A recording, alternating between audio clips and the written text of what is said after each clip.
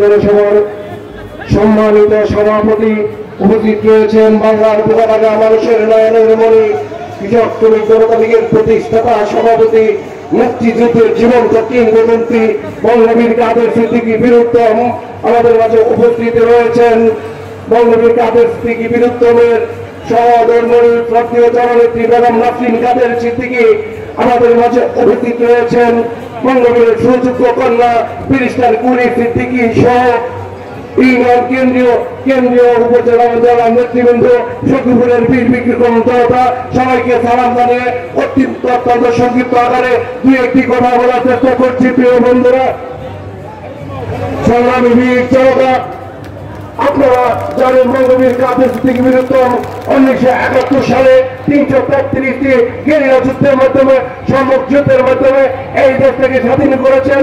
1975 সালে বঙ্গবন্ধুকে হত্যা করার প্রতিবাদ করে তিনি বাংলাদেশের মানুষকে কলঙ্ক মুক্ত করেছিলেন। 99 সালে তিনি আমাদের জন্য আজীবন গণতান্ত্রিক সহ বিভিন্ন দাবির কারণে তিনি আমাদের কাছ থেকে পদত্যাগ করেছিলেন। বিভিন্ন সময় যে সবসময় তিনি অন্যায়ের বিরুদ্ধে ন্যায়ের পক্ষে থেকে যুদ্ধ চালিয়ে যাচ্ছেন। সেই নেতা বঙ্গবীর কাদের সিদ্দিকী বীরুত্তম আগামী 7 তারিখে আরেকটি যুদ্ধ হবে, সেই যুদ্ধের মার্কা হবে গামছা। তার বলতে চাই, যুদ্ধ হবে আরেকবার, গামছা হবে হাতিয়ার। সেই যুদ্ধে বঙ্গবীরের সৈনিকেরা আগামী 7 তারিখে গামছা ভোট দিয়ে বঙ্গবীর কাদের সিদ্দিকী বীরুত্তমকে জয়যুক্ত করে আমার কথা বলার জন্য ওই সংসদে বাড়াবো এই আশাবাদ ব্যক্ত রেখে সবাইকে ধন্যবাদ জানিয়ে আমি আমার বক্তব্য নির্দিষ্ট জানছি। আসসালামু আলাইকুম।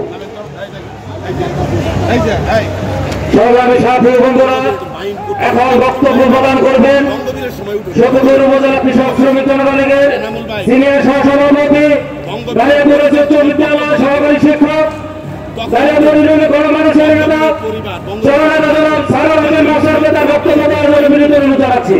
জননেতা জনাব সারোয়ার হোসেন মাস্টার। বিসমিল্লাহির রহমানির রহিম। 7 জানুয়ারি 2024 গামছা মার্কার নির্বাচনে আজকের এই বিশাল পথসভার সম্মানিত সভাপতি,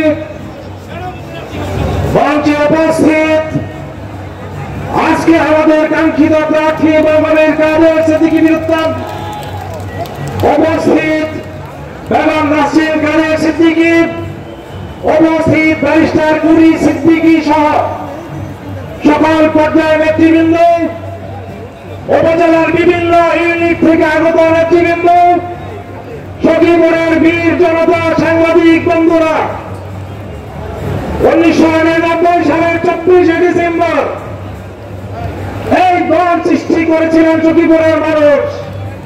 সেই দলের বয়স এখন 24 বছর। বঙ্গবীর কাদের সিদ্দিকী বীরুত্তম 24 বছর বয়সে এই সখীপুরে এসেছিলেন। মুক্তিযুদ্ধ করে বঙ্গবীর কাদের সিদ্দিকী বীরুত্তম হয়েছেন। সেই সময়ে বঙ্গবীর যেভাবে সফলতা অর্জন করেছেন, আজকে এই 24 বছরের সেই দলটি আজকের এই ঐতিহাসিক মিছিলে প্রমাণ করে আগামী 7 জানুয়ারি বিপুল ভোটের মাধ্যমে আমরা বিজয় অর্জন করবো। ধন্যবাদ সবাইকে। আসসালামু আলাইকুম।